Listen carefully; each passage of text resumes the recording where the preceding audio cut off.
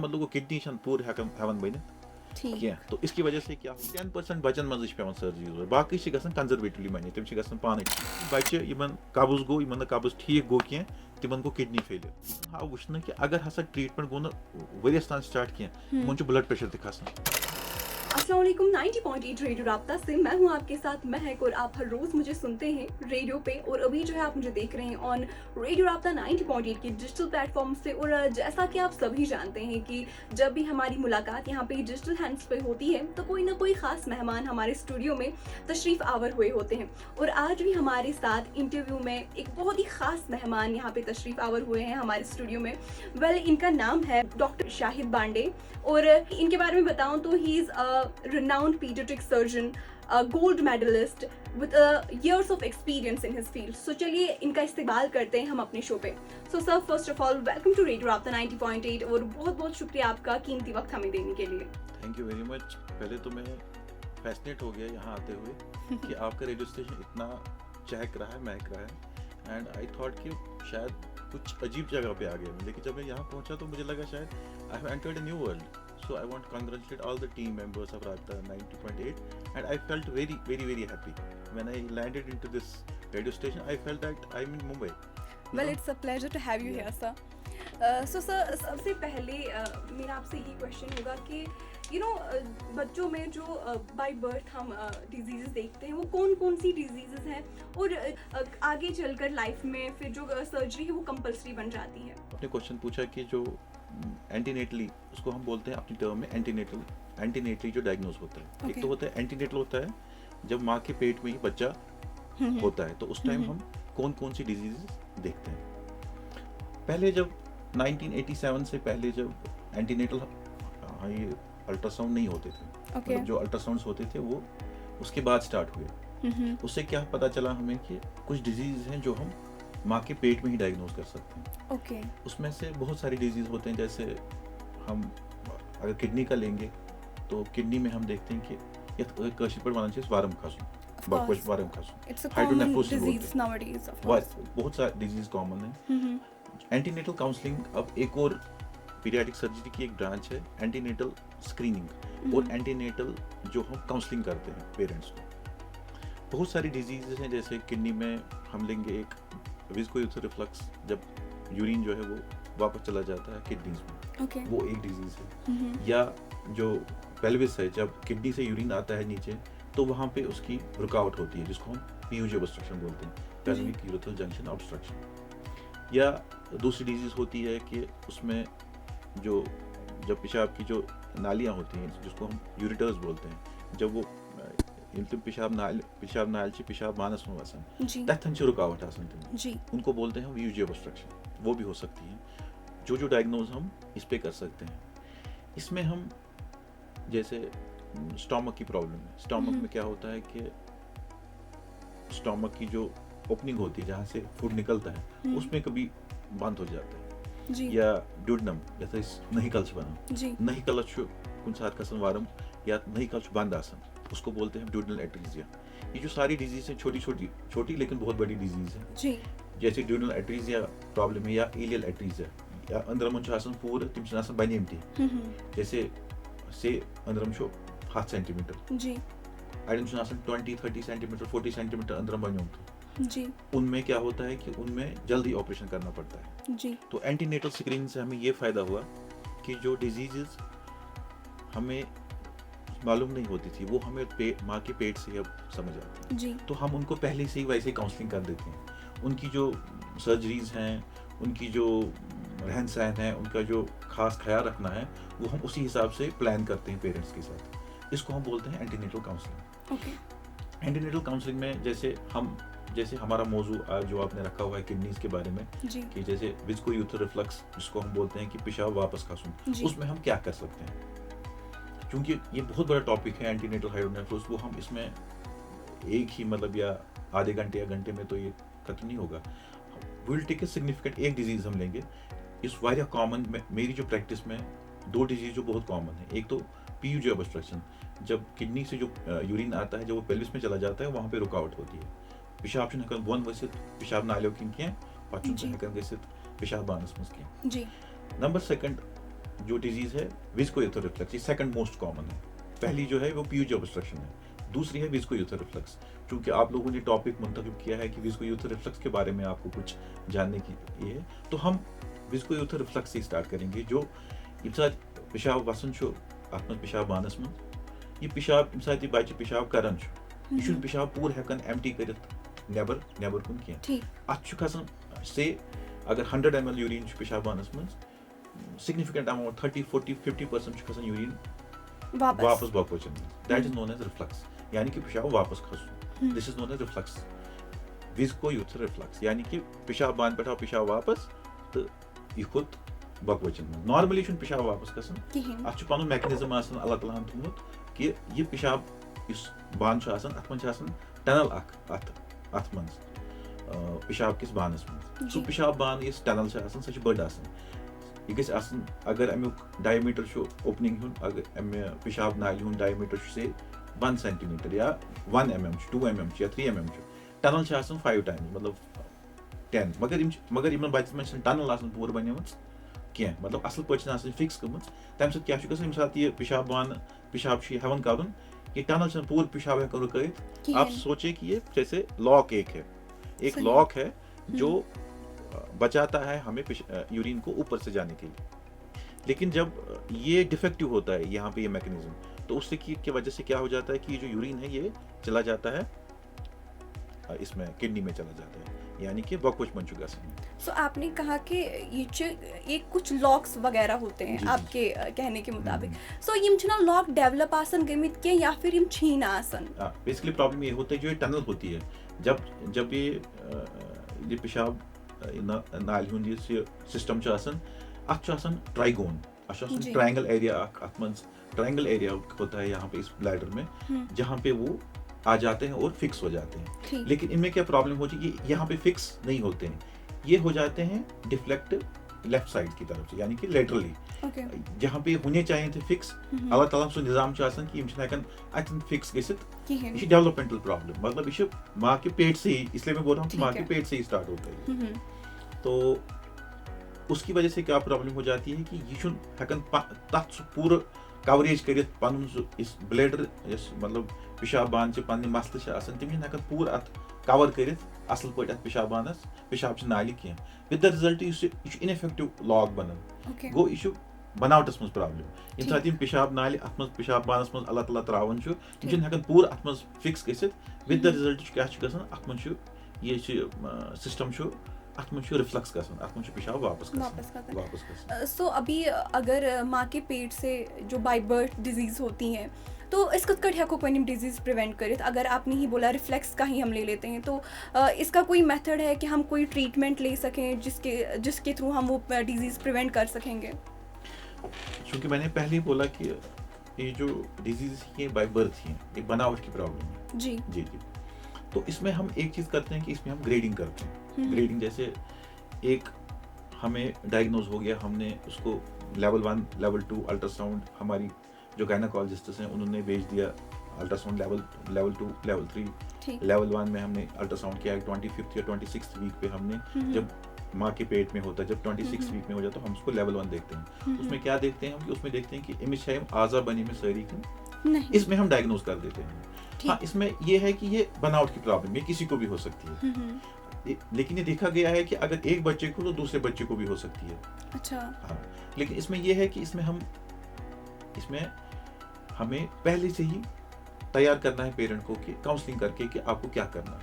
है। जैसे हमारे पास किसी गायनाकोलॉजिस्ट ने बच्चा देखा, उसने बोला कि इसको इमसाशु वारम बागवच, ठीक, उसमें हम नहीं देख पाते हैं कि इमसा रिफ्लक्स किन माँ के पेट में हमें पता पूरा नहीं चलता है, सिर्फ हम ये देखते हैं कि इमशु वारम अपना बकवच वारम, उसमें हम क्या देखते हैं, फिर वो हमारे पास आते हैं। जैसे वो हमारे पास आया 25th या 2nd ट्राइमेस्टर में है, यानी कि 3 months के बाद हमारे पास आया, जब ये जेस्टेशन पीरियड में है। तो जब 25th वीक पे ये हमारे पास आया, जब माँ के पेट में इसको 25 वीक्स हो गए हैं, तो हमारे पास आता है ये, तो हम उसको बोलते हैं कि पहले इमसुन ये वारम छो अस कोता डायमीटर, इसकी कितनी लेंथ है। अगर इसका डायमीटर 4 mm से कम है एट 25 वीक्स,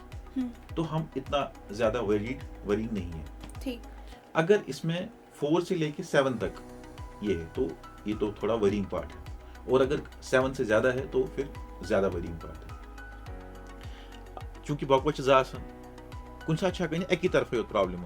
ये पेशाब वापस खसन, या कुछ साथ ये दोशवई साइडो हे पेशाब वापस खसित। अगर दोशवई साइडो पेशाब वापस Khot bilateral reflux right kidney मज तो लेफ्ट किडनी मज सह थोड़ा ज्यादा पहन प्रॉब्लम। तो अगर वर्म इन दोनवनी बकवचन greater than 7 mm at 25 weeks तो बेस माज गसन आब कम, ठीक आब कम गसन एमनियोटिक फ्लूइड वनान सो आब कम गसन तम मतलब वो किडनी पूर हेवन बनित क्या। तो इसकी वजह से क्या हो जाता है कि इनमें किडनी जो बहुत कमजोर हो जाती है, बहुत कमजोर हो जाती है, जो एक तो रिफ्लक्स की वजह से या ब्या डिजीज यस फिस बच जब पेशाब कर पे लास्टस सह पेशाब तथ जाल बुथ तम सह रुकावट ग सोरे पे पेशाब खसान तमो किन वापस तथ वन पोस्टीरियर यूट्रल वालो सह बेसिकली अत फिस मन जाल सह पेशाबस ब्रो दिन पकन सह बड़ खतरनाक ये मगर आम तौर पर क्योंकि बेहूक वन थोड़ा वन कि अमु कॉम्प्लिकेटेड पार्ट मगर बह वन लुकन कत कि मैक्सिमम यम हाइड्रोनेफ्रोसिस या यम वर्म बकवचन तमन मन सिर्फ 10 या 5% मज सर्जरी पे जरूरत गो कर मे दोप ये डर चलना पन ये तिकाज ये गो थोड़ा ये डिस्कशन गो ये गो थोड़ा संजीद ज्यादा तो मगर बहुत संजीद बनावन कह 5 to 10% बचन मज पे सर्जरी जरूरत बाकी कंजर्वेटिवली मनी तम पाने ठीक या तम मन ब्रो कुन वर्म ये जैसे worm 4 to 7 mm worm at 36 weeks पे वनकस वर्म 7 mm सह नॉर्मल मान। सो दैट मीन्स कि जो ये बाय बर्थ डिजीज हैं तो आगे चल के जब बच्चा पैदा हो जाता है सो अच्छो ट्रीटमेंट यस ट्रीटमेंट हर कुछ चीज में जैसे मैं पहले एंटीनेटल की ट्रीटमेंट की बात करता हूँ। अगर इमिस बच्चे 4 mm एट 28 वीक्स 7 mm इमिस एट 36 वीक्स तूत वरी गसन अमिस ती अल्ट्रासाउंड कर जरूरत यीत्या ऑब्स्टेट्रिक मतलब अमिस यस यह गायनाकोलॉजिस्ट सह अल्ट्रासाउंड वन कर ती कर तम अलाव कर वन प्रॉब्लम अमिस 7 mm खुद ज्यादा या तमिस आब गसन कम तमिस पेवन वुचन ब्लैडर साइकिलिंग पेवन वुचन बाकी चीज पेवन वुचन खुदा रचन अमिस बाकी एजा बने में ठीक पे कहें यम न्यूक्लियर ट्रांसल्यूसेंसी अमिस ना अमिस या खुदा रचन इन मन क्या बेमारी इन अंदरमन मज क्या प्रॉब्लम तम सारी स्क्रीन कर तो पे काउंसलिंग तथ मज कर कि यमस आब कम गसन या यह डायमीटर बढ़ान तम मतलब गो कि बच्चा ठीक अंदर तथ मन पे बदल जुज तन बदल जुज मतलब अत मन पे अड़न पेवन चूँकि ये वन तूत एडवांस वतम क्या बह नबर मतलब इन दोहन नबर तम थोड़ा बहुत तत माजि नड़ मज त्रावान यह दुर्बीन तो पे जालान यह फिस मतलब यह माजि नड़ मज ग तो तम सह फिस यु जालान वारियन गसन सह रिलीव गसन वारिया फर्क पेवन मगर रिजल्ट थोड़ा वेरीड तथ मगर तिमन बचन मन वारिया ज्यादा प्रॉब्लम तिमन मन कर माजि नड़ मज ये मगर यम बच्चे पकना ब्रो कुन इथे पे तिमन वुचान कि यमन एपीडी डायमीटर यह कोता बनो यह कोता बढ़ो सतमिस 36 वीकस पे कोता अमुक यह पे डायमीटर गो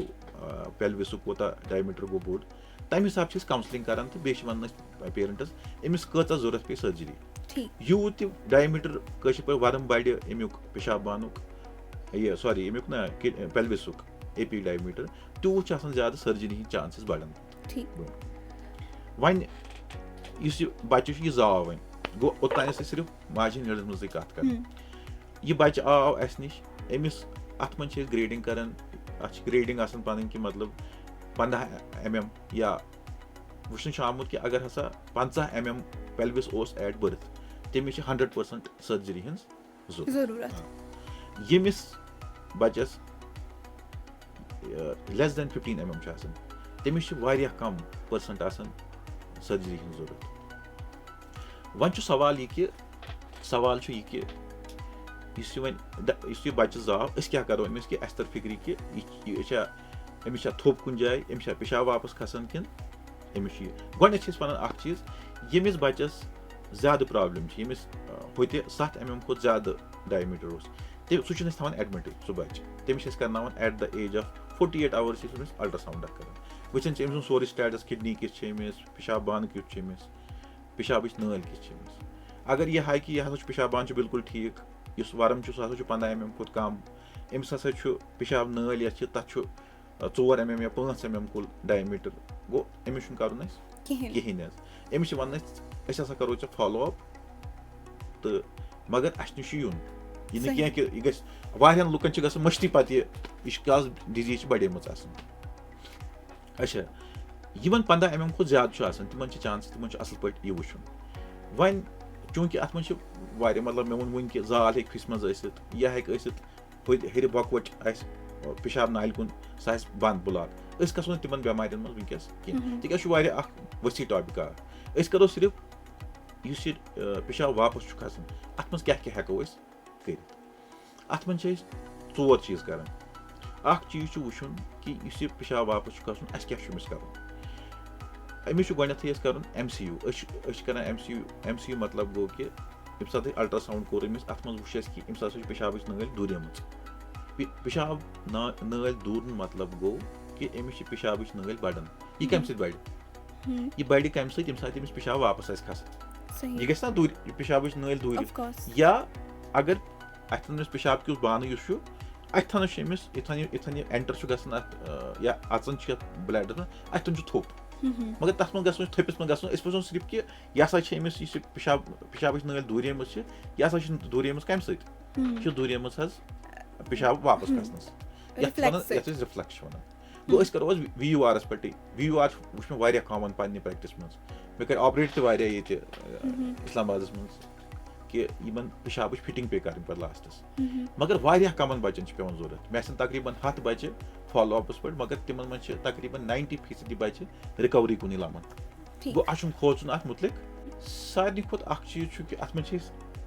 मन तूता रोल बेचार माज हुंद आसान क्या डेवलपमेंटल प्रॉब्लम अकोई चीज अमिस माज पेवान हाइड्रेशन गस असल आसान ओके मतलब फ्लूइड इनटेक बाकी चीज गस असल आसान तो नंबर 2 चीज कि इस सान डॉक्टर साहबान गायनोकोलॉजिस्ट ऑब्स्टेट्रिशियन अमिस बच्चस मतलब कशी पे अमिस डेट यमुक प्रेगनेंसी हूँ खत्म गसन तो इतन बच्चे कड़न तमें अलाव गस डेट गसन यह गस बराबर पन्निस डेटस पे या तमें ब्रोह ते अगर जरूरत पे अमे अलाव गस गसन प्रोलॉन्ग गस डेट गसन तमें अलाव कह तिक ऑलरेडी बकवट ये इंसल्टस पे बकवट गसन खराबी गसन वन कोर मे चीज ये बच्चे जवान मे वोन कि 15 mm डायमीटर खुद कम अमिस मन कहें कर अमिस अल्ट्रासाउंड कर तो वुचन पे अत MCU कर अत ग्रेडिंग कर अत रिफ्लक्सस वुचान रिफ्लक्स अत क्या ग्रेड 1 ग्रेड 2 ग्रेड 3 ग्रेड 4 कि ग्रेड 5 वन गो परेशान यह grade 1 grade 2 grade 3 grade 4 grade 5 क्या गो ग्रेड 1 गो अगर पेशाब सिर्फ पेशाब नाल मज योत पेशाब बान मज पेशाब सह वोत पेशाब नाल मज योत यह ग्रेड 1 अगर पेशाब वोत बकवच तान वोत मगर पेशाब नल दूरेम ग्रेड 2 अगर वन पूर मतलब पूर पेशाब पूर बकवच कर मगर प्रेशर त्राइन अत बकवच पे कह बे अत पे गस थोड़ा दूर कस पेशाब नल तो यह गई ग्रेड 3 ग्रेड 4 गो अगर यह पेशाब नल पूर दूर बे त्राय इफेक्ट इन कैलसीजन पे या पेपलाजन पे किडनीजन यह ग्रेड 4 ग्रेड 5 गो यम सात पूर यह गस पैरनकाइमा गस लॉस टाइम तो बे गस बन सरफ बन वन करो अमे मूजूब वन मे ग्रेड कि ग्रेड 1 ग्रेड 2 मन कहें कर ग्रेड 1 तो ग्रेड 2 मन सिर्फ यह ग्रेड 1 ग्रेड 2 कर MCU कर तथ मन पेशाब बानस मन पाइप त्रावान फिस किन त्रावान पाइप पे त्रावान तथ मन दवा पे वन अमिस क्या दपान तुन पे एक्सरे अमिस बच्चस वन तुम करो सा पेशाब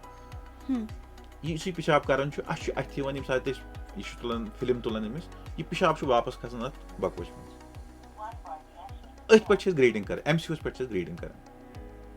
अत मन बाकी जुज जैसे रेडियो न्यूक्लियाइड ये रेडियो न्यूक्लियाइड सह नबर कॉस्टली गसान तथ मन तूत अजाब गसान बच्चस कहें अत मन पेशाबस मज पाइप पे त्रान या ब्या बबल अल्ट्रासाउंड तथ मन सोदे त्रान पेशाब त्रान सुप्राप्यूबिक त्रान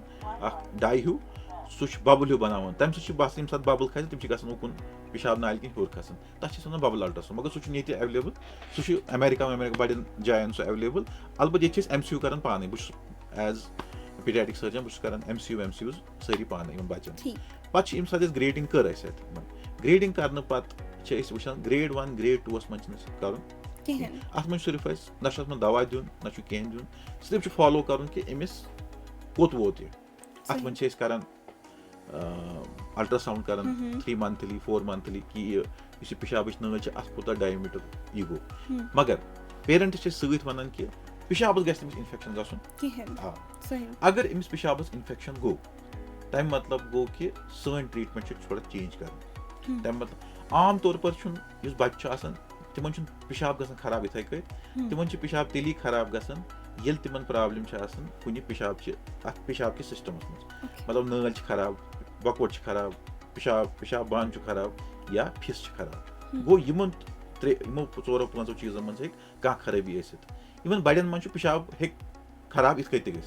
सह प्रॉब्लम मगर बच्चन मज यम सात पेशाब खराब गस सह गस सीरियसली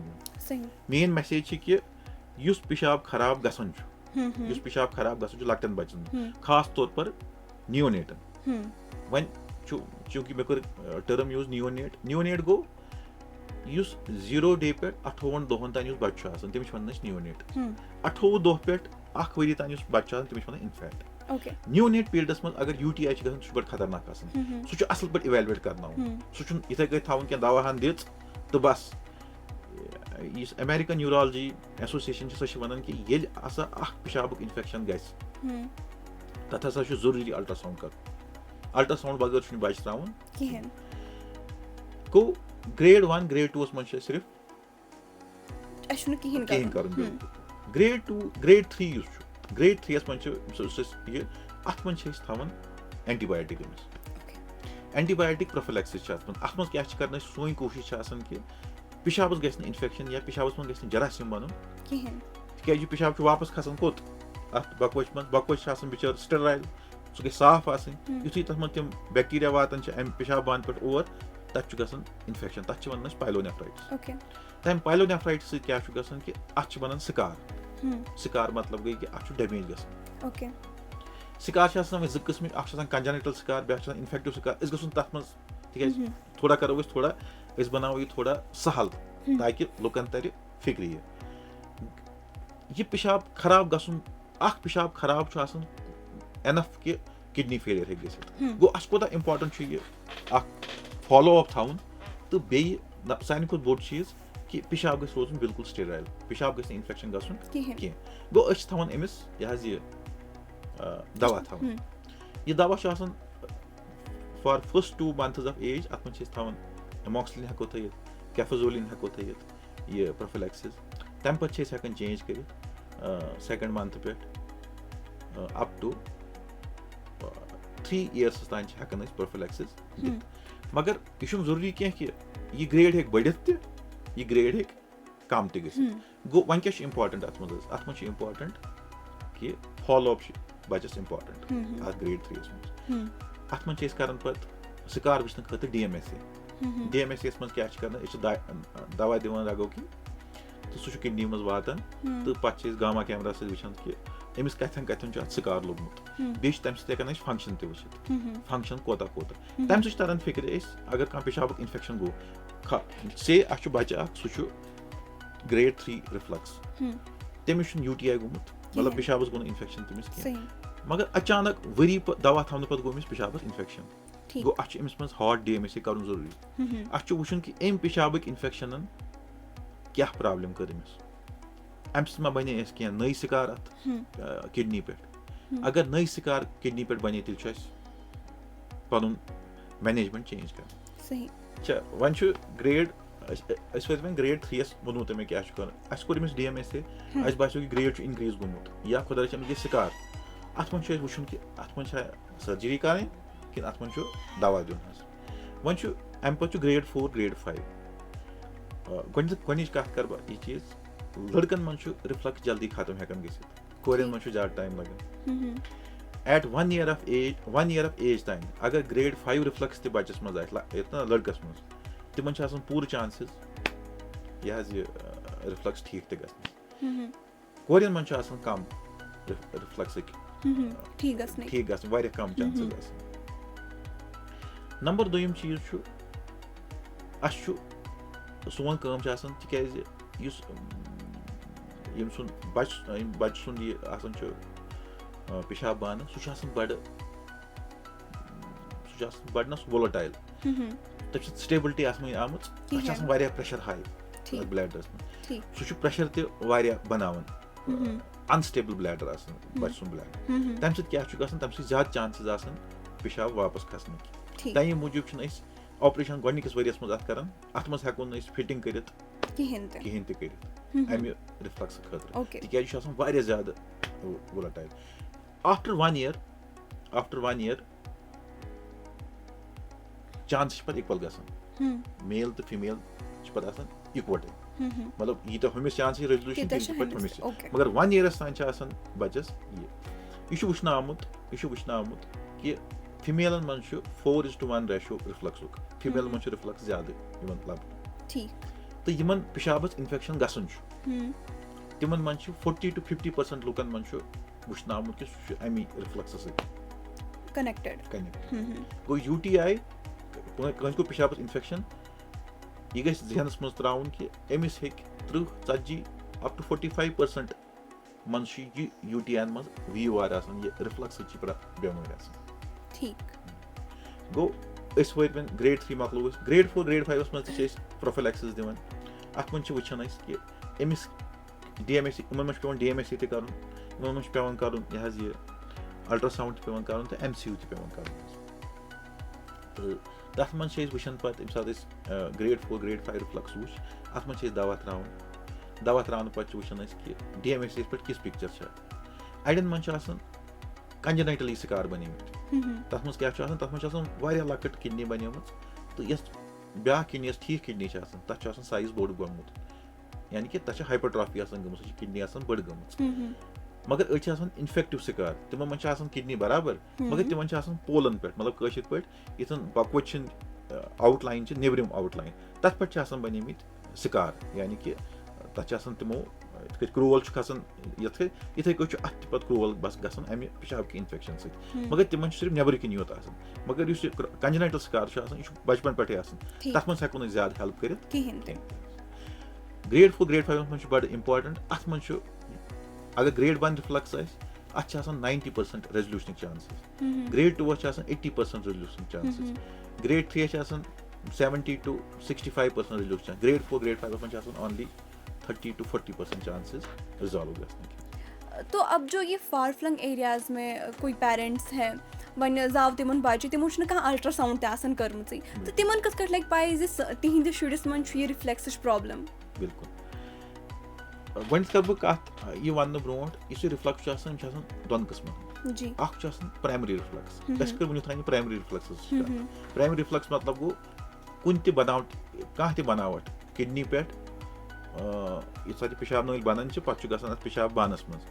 कुन जाए इथन प्रॉब्लम मतलब कशिर पे पेशाब यह VUJ ऑब्स्ट्रक्शन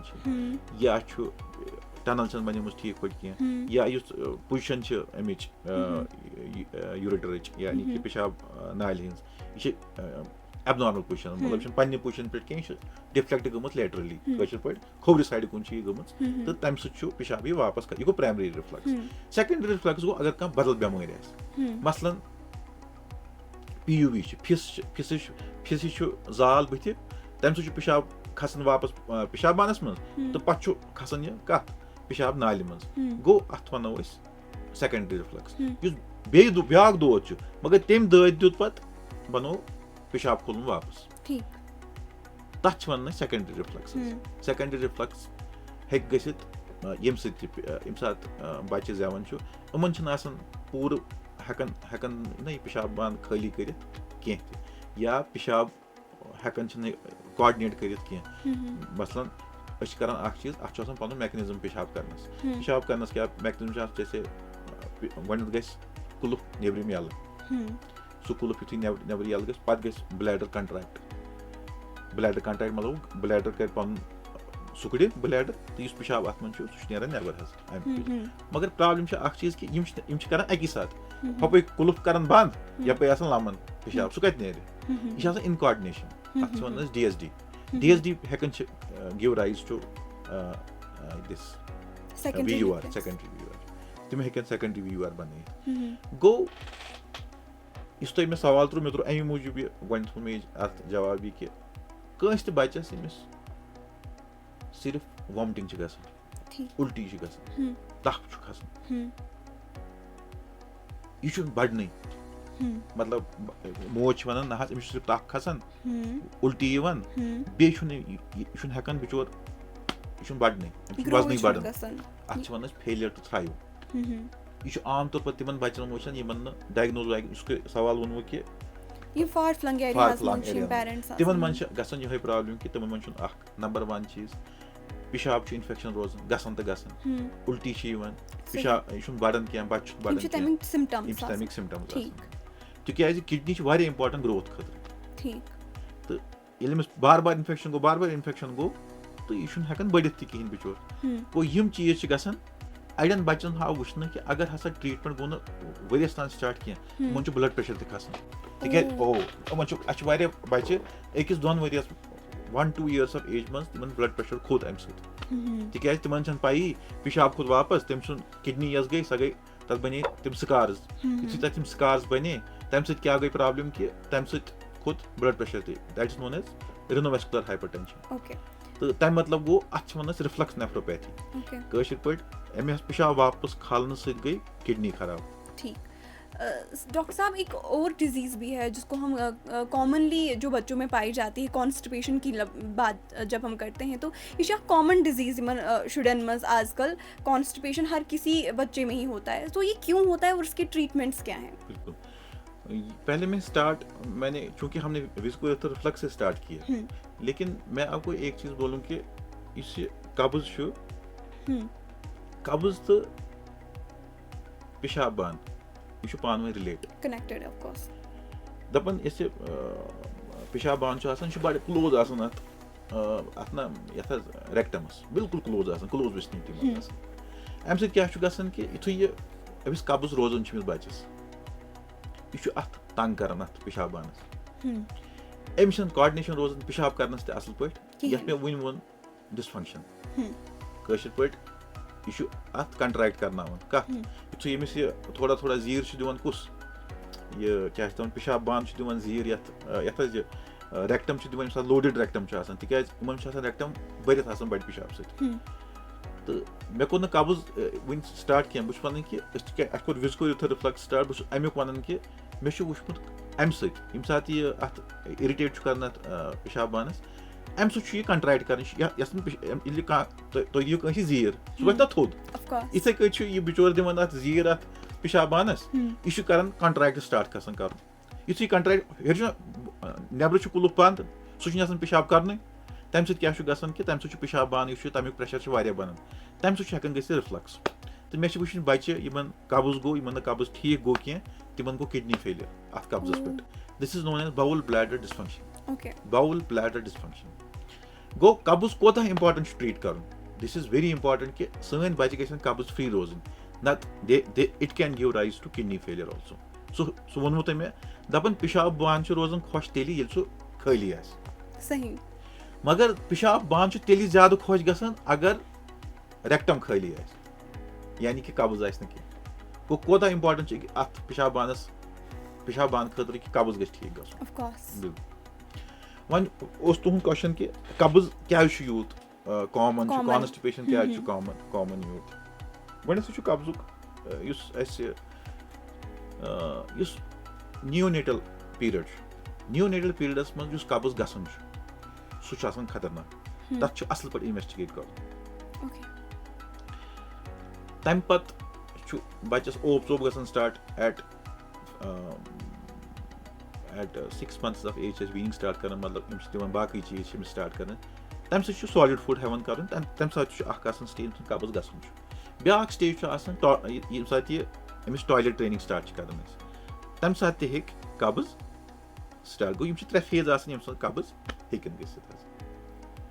وۄنۍ چھُ اکھ چیٖز کہِ یُس یہِ نیونیٹل پیٖریڈ چھُ اَتھ منٛز آو بَچہِ وۄنۍ ؤنِو تُہۍ اَسہِ کِتھ کٔنۍ لگہِ پاے کہِ أمِس بَچَس یُس یہِ زاو اَسہِ گۄڈنٮ۪تھٕے چھُ اکھ چیٖز وٕچھُن اَسہِ ییٚمہِ ساتہٕ تہِ بَچہِ زیٚیہِ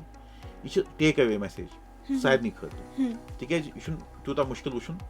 ییٚمہِ ساتہٕ تہِ بَچہِ پَنُن زٮ۪وان آسہِ تٔمِس گژھِ گۄڈنٮ۪تھ وٕچھُن کہِ أمِس چھا بَڑِ پِشابٕچ جاے بَنیمٕژ کِنہٕ کِہینۍ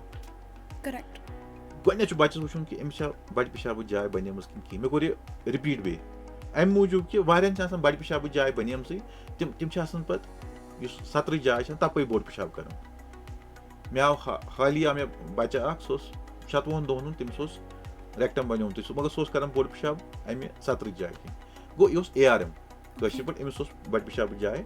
بَننے گوٚو اَتھ چھُ وٕچھُن گۄڈٕنیُک چیٖز کہِ أمِس چھا بَڑِ پِشابٕچ جاے بَنیمٕژ کِنہٕ تٔمِس روزِ قبض سُہ کَتہِ ہیٚکہِ بوٚڑ پِشاب کٔرِتھ گوٚو نمبر 1 نمبر 2 یِمن منٛز چھِ آسان میوٗکونِیم پٕلگ چھُ ہٮ۪کان ٲسِتھ مطلب کٲشِر پٲٹھۍ میوٗکونِیم یُس أسۍ گِد چھِ وَنان اَتھ سۄ چھِنہٕ آسان تَتھ چھُنہٕ تیوٗتاہ آب آسان سۄ چھِ گژھان بٕلاک کَتھ منٛز أنٛدرَمَس منٛزٕے گوٚو اگر أمۍ بَچَن 48 گٲنٛٹَن تانۍ گِد کٔر نہٕ یہِ چھُ پیٖڈیاٹِک سٔرجَنَس نِش اَنُن یہِ چھُ ہاوُن کہِ أمِس کیازِ کٔر نہٕ گِد گوٚو أمِس چھِ کینٛہہ نَتہٕ کینٛہہ پرٛابلِم سِسٹِک فایبروسِس ہیٚکہِ ٲسِتھ یہِ ہیٚکہِ ٲسِتھ یہِ حظ یہِ میوٗکونِیم پٕلگ سِنڈروم ہیٚکہِ ٲسِتھ یا خۄدا رٔچھِنۍ یہِ چھُ مےٚ گۄڈنٮ۪تھٕے ووٚن کہِ أمِس چھِنہٕ أنٛدرَم بَنیمٕتۍ کِہینۍ گوٚو یِم چیٖز چھِ گوٚو نیونیٹل پیٖریڈَس منٛز یۄس تہِ کانسٹِپیشن آسہِ سۄ چھِ ٹریٖٹ کَرٕنۍ اَصٕل پٲٹھۍ تَتھ چھُ وٕچھناوُن پیٖڈیاٹِک سٔرجَنَس نِش گژھُن تٔمِس چھُ وَنُن کہِ أمِس نہ چھُنہٕ نہ چھُنہٕ بوٚڑ پِشاب ٹھیٖک کَران کینٛہہ منٛزٕ چھُ أمِس قبض روزان منٛزٕ چھُ أمِس یِتھ کٔنۍ کرُن گوٚو اَتھ منٛز چھِ أسۍ یِم روٗل اَوُٹ یِم چیٖز کَرٕنۍ پَتہٕ چھُ پیٖریڈ یِوان ییٚمہِ ساتہٕ عام طور پر چھُ یہِ پیشنٹ یِوان اَسہِ نِش نہ حظ یہِ چھُ لَمان آسان یہِ لۄکُٹ بَچہِ اَسہِ چھُ باسان أمِس چھُ قبض مگر سُہ چھُنہٕ قبض آسان کانسٹِپیشنَس چھُ اکھ بیٛاکھ ویریَنٹ اکھ تَتھ چھِ وَنان أسۍ اِنفینٹایل ڈِسکیٖزیا اِنفینٹایل ڈِسکیٖزیا چھُ آسان up to 9 months of age اَتھ منٛز کیاہ چھُ گژھان اَتھ منٛز چھُ أمۍ چھَنہٕ کاڈِنیشن آسان بِچٲرِس یُس کُلُف چھُ آسان بَڑِ پِشاب جایہِ ہُنٛد کُلُف تہٕ بیٚیہِ یُس یہِ بٔڑ پِشابٕچ جاے چھِ آسان اَلہِ اَتھ منٛز بوٚڑ پِشاب جمع چھُ گژھان یہِ چھُ آسان نٮ۪بر کَڑُن مگر یہِ چھُنہٕ کاڈنیٹ أمۍ سُنٛد دٮ۪ماغ چھُنہٕ کاڈنیٹ کران یہِ پوٗرٕ وٕنہِ کینٛہہ تِکیازِ یِتھ کٔنۍ أسۍ چھِ ہیٚچھان ABCD ہیٚچھان چھِ یِتھٕے کٔنۍ یہِ بَچہِ ییٚمہِ ساتہٕ زٮ۪وان چھُ أمۍ سُنٛد ریکٹم تہٕ أمۍ سُنٛد یہِ کُلُف چھُ ہیٚچھان کاڈنیشن یہِ اِنکاڈنیشن ییٚمہِ ساتہٕ گژھان چھِ یِمن منٛز چھُ یہِ چھُ لَمنٕچ کوٗشِش کران اَتھ اگر یہِ لَمہِ پَتہٕ کَرِ بوٚڑ پِشاب بِلکُل نرم up to 9 months of age اَتھ منٛز چھنہٕ پرابلِم نہ چھُ اَتھ منٛز دوا دیُن نہ چھُ اَتھ منٛز قبضٕچ کانٛہہ بٲتلہ دِنۍ نہ کینٛہہ تِکیازِ اَتھ چھِ وَنان أسۍ اِنفینٹایل ڈِسکیٖزیا گوٚو 9 months آف ایج تانٮ۪تھ اگر یِم چیٖز گژھان چھِ یہِ چھُ لَمان 5 minutes 10 minutes پَتہٕ چھُ یہِ بوٚڑ پِشاب کران مگر بوٚڑ پِشاب چھُ بِلکُل نرم آسان تَتھ چھُ آسان نٔمی تہِ آسان تَتھ یَتھ پِشابَس تَتھ چھُنہٕ گابرُن کینٛہہ مےٚ ووٚن صرف یُتُے یوت کہِ دے شُڈ ناٹ ٹیک اِٹ کہِ یہِ چھُ اِنفینٹایل ڈِسکیٖزیا مےٚ ووٚن صرف یہِ کہِ اگر أمِس ٹایم چھُ لگان یہِ چھُ لَمان اَتھ مگر یُس یہِ بوٚڑ پِشاب یہِ چھُنہٕ خۄشِک آسان یہِ چھُنہٕ اِن دَ فارم آف تِم پِلیکس آسان کینٛہہ تِم گولہٕ ہِش چھِنہٕ آسان یِم کینٛہہ خۄشِک چھُنہٕ آسان کینٛہہ اَتھ چھِ نٔمی آسان اَصٕل بیٚیہِ چھُ نرم آسان یَتھ وَنان چھِ أسۍ مِلِک سٹوٗلٕز وَنان چھِ أسۍ تِم چھِ ہٮ۪کان تِم تِتھ کٔنۍ اگر تہِ اگر یہِ لَمان چھُ پَتہٕ چھِ اِن دَ فارم آف پِلیکس نیران تَمہِ بدلہٕ گوٚو یہِ چھُ قبض یہِ چھُنہٕ اِنفینٹایل ڈِسکیٖزیا کینٛہہ بیٚیہِ چھُ عام طور پر یِم اَتھ چھِ آسان گریڈِنٛگ پَنٕنۍ اَتھ چھِ وَنان أسۍ بِسلوز گریڈ سٹوٗلَس آسان مثلاً بَچَن کوٚر بوٚڑ پِشاب تَتھ چھِ وَنان اگر رینٹ پھٔلی ترٛایہِ سُہ گوٚو سٹیج 1 یا بِسلوز سٹیج نہ یہِ بِسلوز ٹایپ 1 یا اگر ساسیج شیپٕڈ آسہِ یا آسہِ کیل ہِش آسہِ یا سُہ لوٗز سٹوٗل آسہِ فایبَس پٮ۪ٹھ چھُ آسان سُہ لوٗز سٹوٗل یہِ چھِ آسان گریڈِنٛگ اَتھ کانسٹِپیشن سٹوٗلَس تہٕ اَتھ منٛز اگر أمِس قبض چھُ روزان یہِ اَتھ منٛز چھِ أسۍ پَتہٕ گۄڈٕنٮ۪تھ روٗل اَوُٹ کَرُن خۄدا رٔچھِنۍ ہُم چیٖز ما چھِ ہرٕش پرٛنٛگ ما چھُ ہرٕش پرٛنٛگ مطلب گوٚو کہِ اگر أنٛدرَمَس آسن نہٕ یِتھ کٔنۍ ہاٹ چھُ آسان ہاٹَس چھِ آسان سیلہٕ پیس میکر یَتھ وَنان چھِ أسۍ تَمہِ سۭتۍ چھُ ہاٹ پَکان یِتھٕے کٔنۍ چھِ آسان پیس میکر سیلہٕ اَتھ أنٛدرَمَس منٛز تہِ تَمہِ سۭتۍ چھُ بوٚڑ پِشاب برونٛٹھ کُن پَکان مگر یِمن بَچن منٛز یِمن ہرٕش پرٛنٛگ چھُ آسان تِمن بَچن منٛز چھُنہٕ آسان یہِ پیس میکر سیل بَنیمٕژ کجال سیل چھِ وَنان انٹرسٹل سیلٕز آف کجال تِم چھِنہٕ بَنیمٕژ آسان ٹھیٖک پٲٹھۍ وِد دَ رِزلٹ کیاہ چھُ گژھان تِمن تَمہِ سۭتۍ کیاہ چھُ گژھان حرکت چھِ روزان کَم بوٚڑ پِشاب چھُ रोजन खुशक यह ब्रोट पकान कह तो विद द रिजल्ट अख चीज गसन कि ब्लॉक गसन कॉन्स्टिपेशन बच्चस कॉन्स्टिपेशन गसन पे तिमन दिवान यह तिमन एनीमास दिवान इन दवा दिवान पे इस काल डायग्नोज गसन कह टाइम मकलियोमुत तोतान गो अत खास नफरस नश नुन तमिस वन कि अमिस कर प्रॉब्लम अत मन बेरियम कर बट पेशाब जाय किन दवा त्रावान पे तुलान एक्सरे तथ मन वुचान कि अमिस मा प्रॉब्लम कह अगर तथ मज प्रॉब्लम आई मसलन तमिस आव रिवल्सर ऑफ रैशो मतलब कशर पे रेक्टम गज बोर्ड आसन तो तमिक हुर अदरम सह गज आसन न्युक मगर अत मन रैशो गसन रिवर्स अत मन हिरमे आसन डायलेटेड तो बनिम रेक्टम लकुट अम खुद गो रिवल्सर ऑफ रैशो यम गसन अम मतलब गो कि यह बासान हर्ष प्रंग गो अत हर्ष प्रंगस पे अत पे बायोप्सी तुलन बायोप्सी मन फिक्र तरन कि सेल बनिम किन गो डायग्नोज गो न्यूनेटल पीरियडस में कॉन्स्टिपेशन 58 दोहन किस एजस मज तम बड़ खतरनाक तम मन काज कह मगर 90% कॉन्स्टिपेशन 6 रेत पे सह फंक्शनल तिमन बेसिकली या तम चीज कर फंक्शनल कॉन्स्टिपेशन गो इन दोद वोद कहें मगर तिमन बोर पेशाब खुशक गसन सह कत गसन कॉन्स्टिपेशन कत गसन या तम आब कम चवन तम सह रोजन नमी रोजन असल पे हाइड्रेशन कम तम सह रोजन स्टूल रोजन असल कह या नंबर दोयम चीज कि यम सात खुशक बोर पेशाब कर अमिस जख्म लगन अतनस अत बड़ पेशाब जाए ये फिशर वन तम क्या अमिस लगन बोर पेशाब कर वक्त लगन अमिस तम क्या यह बच्चे यसान वो बोर पेशाब कर यह लोग तम बिचार अत मे ब्लीडिंग तमिस लगन यह कोशिश कर कि यह गि ब्रो पकन बोर पेशाब कह यह बोर पेशाब अति रोजन ताकि अगर यह बोर पेशाब कर लगे ना बिचारिस यह कोशिश कर बह कर बोर पेशाब यह क्या कर यह पे जंग क्रॉस कर तम चीज गि बोर पेशाब अंदर थवान अम ठीक अत वन कॉन्स्टिपेशन मनूवर्स अत मन बोर पेशाब रुकावन हावन या कर चीज यह कर जंगन हर तो बोन इन टेंडन हर तो बोन कर तम क्या कि यह बोर पेशाब अंदर कन रोजान युथु अंदर कन रूद यह बोर पेशाब अम क्या यह बोर पेशाब ज्यादा पहन खुशक गसन अत बनन गोल हूँ बोर पेशाब अत वन फीकुलोमा बन पे क्या गसन कि यह बने कन नश अत हेकान बोर पेशाब पे ब्रोट पकित कहें अम क्या गसन थोड़ा जाय बने अत पन सेंसेशन लॉस्ट गसन अत रेक्टमस यह रोजन पे तुथ रेक्टम कह अत क्या गसन कि बोर पेशाब कर पे सह अड़न बचन पीन पे पीन सह बोर पेशाब नीर चलान तथ वन एनकॉप्रेसिस कशर पे बोर पेशाब नीरान आम तौर पर कि अम्स नीर चलान बोर पेशाब सह लरित अंडर गारमेंट्स यह अत वन एनकॉप्रेसिस तुम मेन कत समझ गो फंक्शनल कॉन्स्टिपेशन यह मज कह दोद कह 90% बाकी 10% बेमार सत